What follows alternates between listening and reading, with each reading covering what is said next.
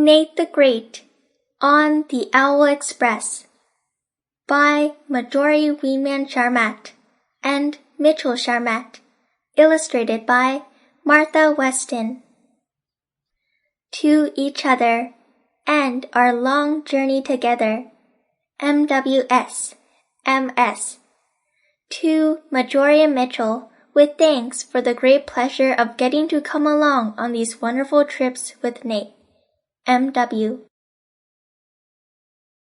Chapter 1. Curvy Beak, Pointy Claws.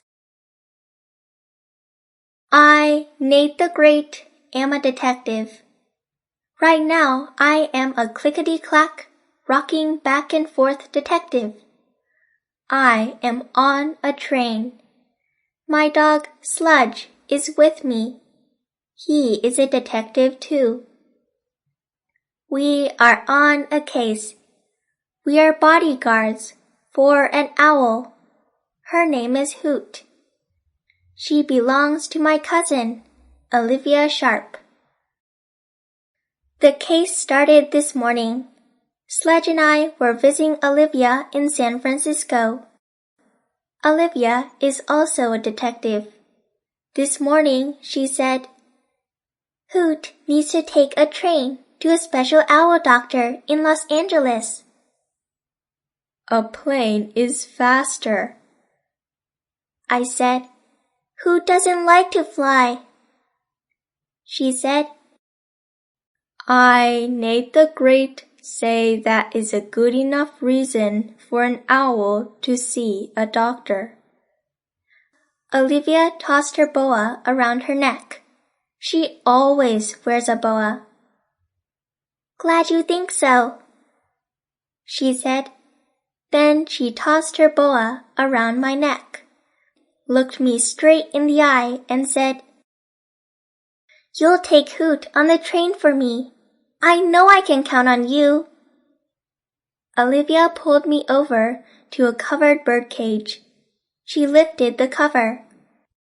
I looked into two huge staring eyes. Then I saw a big head, a curvy beak, and sharp pointy claws. What big eyes she has, I said. Yes, and she's easy to feed, Olivia said. She eats mice. You have told me, Nate the Great, more than I want to know. But Olivia wasn't finished. Chapter 2. Wanted a bodyguard. I will catch up with you later, Olivia said. How? Where? When? When the time is right, she said. But for now, Willie will drive the three of you into my limo to the train station. Willie is Olivia's chauffeur. We had worked on another case together. I knew him well. Anything else I should know? I asked. Just one little thing, Olivia said. You'll be a bodyguard. What? Who am I guarding? Hoot, of course. Hoot? Why does Hoot need a bodyguard? Olivia handed me a piece of paper. Look at this, she said. I, Nate the Great, read. It will be a happy day when Hoot the Owl flies away. Your neighbor. I said. Do you think someone in this building is trying to get rid of Hoot? Yes, and I made sure all the neighbors know that Hoot will be on the train today. So if the note writer takes the train and tries to get at Hoot, we'll catch him or her. Good plan, I said. But why aren't you Hoot's bodyguard? Olivia tossed her boa. Because my neighbors know that I know what they look like. If they see me on the train, I might scare them off. That's why I need you.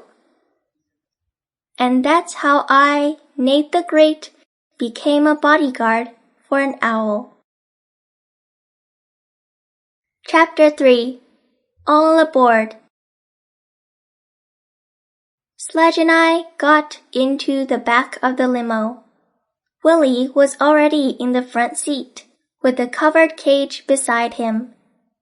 I was glad it was not beside me. Willie turned around. Miss Olivia wants Hoot to get a good day's sleep, he said, so keep her cage covered. No problem, I said. But is an owl allowed on a train? And a dog? Miss Olivia took care of everything, Willie said. I believe it, I said. Willie started the limo and we were off. I took a pad of paper and a pencil from my pocket. I wrote a note to my mother. Dear Mother, I have a new case. It is in a cage. I hope to keep it there. I will be back. Love, Nate the Great. When we got to the train station, I handed the note to Willie. A note for your mother, Mr. Great. I will send it to her. Thank you, I said. On the train, Willie carried the cage down the aisle. Sledge was sniffing. People were staring at us. At last, Willie stopped at a door. He opened it. We went into a room. Willie put the cage on a table, patted Sledge, saluted, and left. And there we were, the three of us, Hoot, Sledge, and me. Chapter 4. Achoo! The train pulled out of the station. Sledge kept looking at the cage. Was he trying to be a good bodyguard, or was he afraid of Hoot? I am going out to see what I can learn, I said. Stay here and guard Hoot. Sledge did not look happy. I opened the door, walked out, and closed the door behind me. There was a room next to mine. The door was open. A man and a woman were inside. Hello, I said. Do you know an owl named Hoot? The man laughed. Hoot who? I walked on. 2 boys were coming down the aisle. Do you know an owl named Hoot? I asked. They laughed. Hoot, toot, toot. I walked on. I saw another open door. Inside, a lady was soaking her feet. Do you know an owl named Hoot? I asked. Yes, she lives in my building. I see, I said. Is anyone else from your building on this train? Yes, 2 men. One is a musician. He's in the lounge. I don't know where the other man is. Last question. Do you like Hoot? The lady scrunched up her face. She makes me sneeze. Duck, I'm about to sneeze right now. Thank you for the information, I said. I will use it right now, especially the last part. I ducked and rushed away. I knew that lady had a reason for not liking Hoot. Chapter 5. The Lookalike. I walked on. I passed rows of people. They were sitting, talking, reading, sleeping, or just looking out the windows. I found the lounge. I saw a man with a guitar. My name is Nate the Great, I said. Tell me, do you like Hoot the owl? Sure, he said. She screeches, and it's like music to my ears. Glad to hear that, I said. Now I'm looking for another man who knows Hoot. The musician smiled. The owl man, he looks just like an owl. He's sitting back there. You'll know him when you see him. Thank you, I said. I am writing a song about sounds, the musician said. A wolf can howl without a towel, but sometimes needs to use a vowel. Well, have a good time trying to rhyme. I said. Hey, nice rhyme, the musician said. I walked back to where people were sitting in rows. I stared at everyone. Then I saw a man wearing a spotted shirt and big yellow glasses. His hair stuck up in 2 points. The owl man. I bent over him. Perhaps you like Hoot the owl? Perhaps I don't, he said. People keep telling me I look like her big brother. I walked on. Maybe Hoot did need a bodyguard. 3 people who knew her were on this train. 2 of those people might not like her. I went back to my room. I opened the door. Sledge was standing there with his ears perked up, like a good bodyguard. He wagged his tail.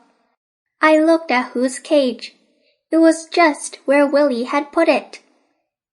Fine job, Sledge, I said. Sledge wagged his tail again. Time to rest, I said. I sat down on a couch. I looked out the window. I saw trees going by, and mountains, and lakes. I closed my eyes. Chapter 6. The Cage. I heard a voice. It belonged to my friend Annie. She was talking in rhyme. Do you know where you are? Take a big guess. You're asleep on this case, on the Owl Express. What was Annie doing on this train? Then I heard a strange voice. It belonged to Rosamond. She's the only strange person I know.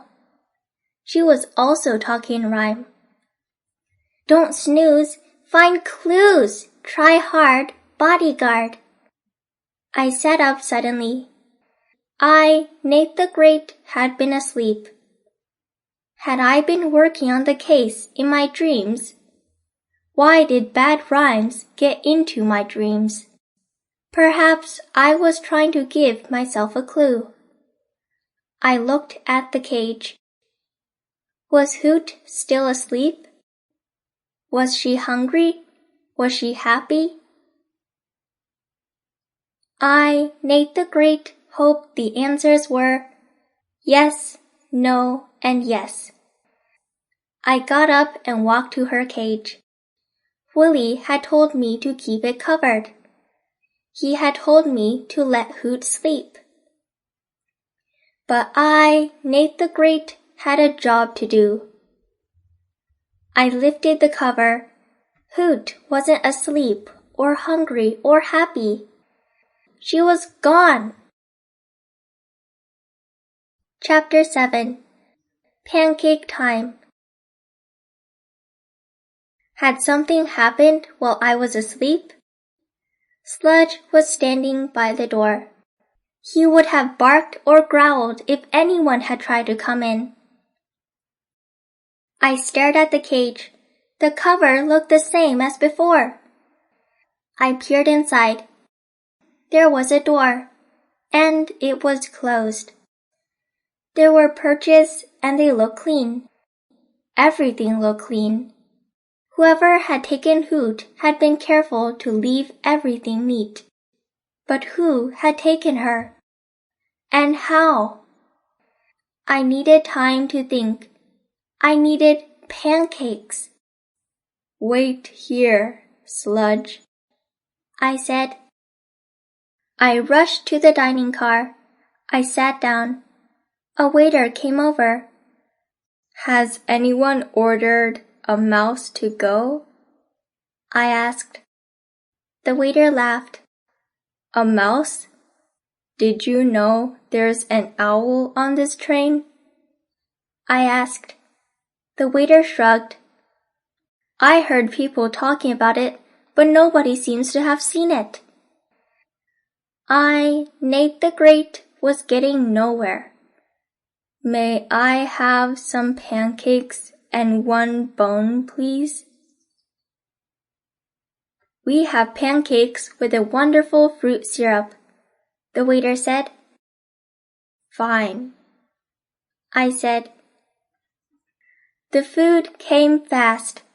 I stared down at it. The bone looked normal, but my plate was dripping with syrup. Doesn't that look wonderful? The waiter said. No, I said. It looks like a swamp made of syrup. The waiter smiled. This is a blanket of syrup. The pancakes are tucked in under it.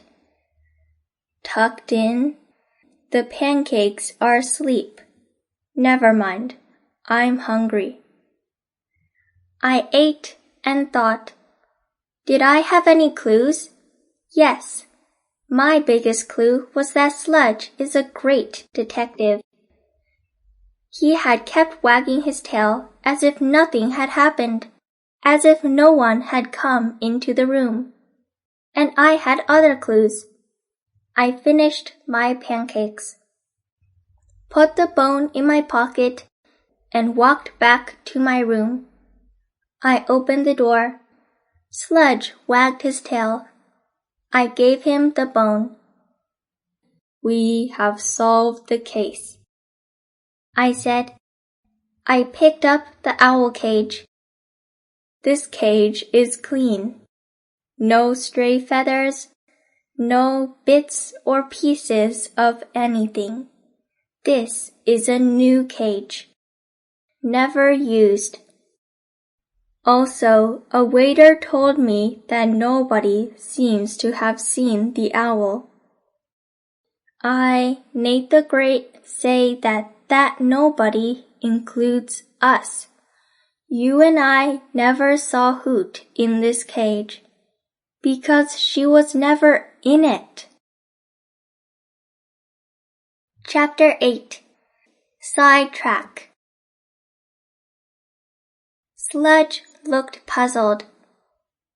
You're right, I said. We have not solved the case. We still don't know who wrote the note. And we don't know why Olivia wanted us to guard an empty cage. She planned this well. She didn't want me to look in the cage. That's why I was told that Hoot needed a good day's sleep. She told me about the mice to make sure I wouldn't try to feed Hoot. And now here we are, you, me, and an empty cage on a train, on the way to Los Angeles. Olivia said she would catch up with us. How could she be sure of that? Nate the Great, knew the answer. Sledge and I stretched out on a couch. Good detectives know when to take action and when to wait. This was a time to wait.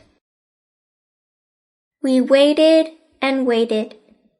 At last, a piece of paper was slipped under our door. I picked it up. There was a message on it.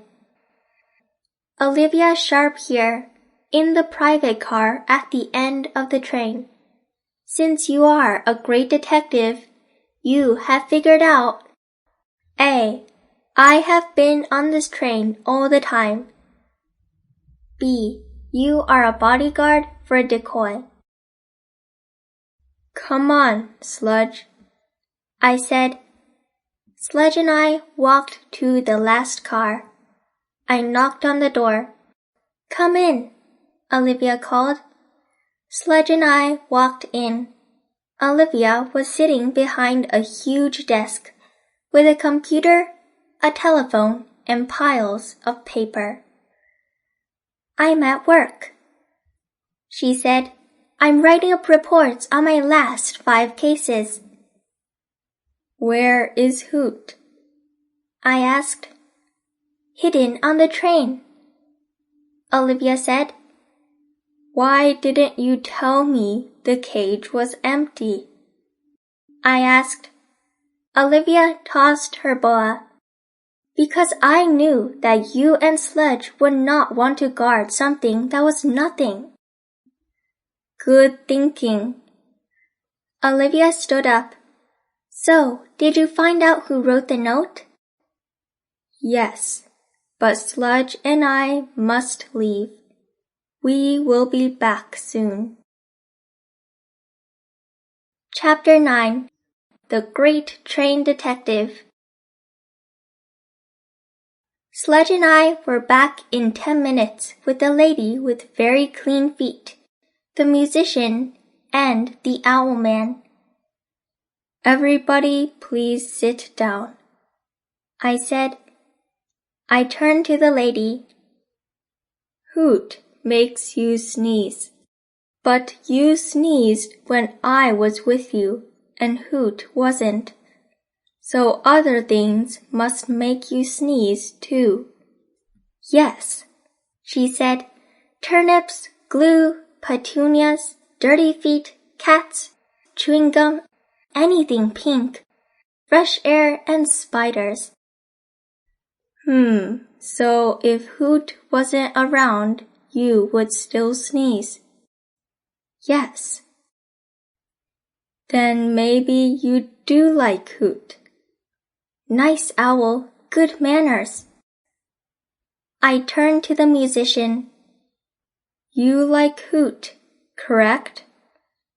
Yes, said the musician. I turned to the owl man. You do look like an owl, I said. But that's because you want to. You wear spotted shirts. You comb your hair into 2 points, and you wear big yellow glasses. You like looking like Hoot. I, Nate the Great, say that none of you have a reason for writing a terrible note about Hoot. Then I turned to the musician. You wrote the note. What? The musician stood up. I did not write a terrible note. I like owls. I believe you, I said. Olivia walked up to me. Did you solve this case or not? She asked. Yes. I, Nate the Great, say that the note was a get-well note. Olivia pulled the note out of her pocket. It says that it will be a happy day when Hoot the owl flies away. How can that be a get-well note? I turned to the musician again. You have a little trouble writing rhymes, right? Yes, and I needed something to rhyme with day. It was a good, friendly note. I, Nate the Great, say that things that look good to somebody can look terrible to somebody else.